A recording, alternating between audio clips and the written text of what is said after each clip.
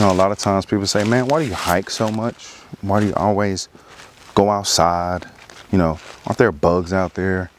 Have you ever gotten ticks? Do you get fleas? You know, just crazy stuff.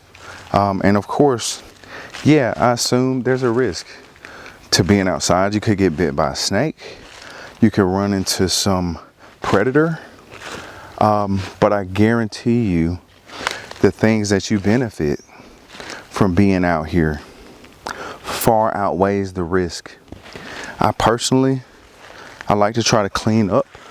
So anytime I see something like this, I take it back with me as a way to make up for the sins of man. I highly encourage everybody, if you find trash while you are outside, don't just look at it. Don't just say, oh, people are so nasty. Pick it up.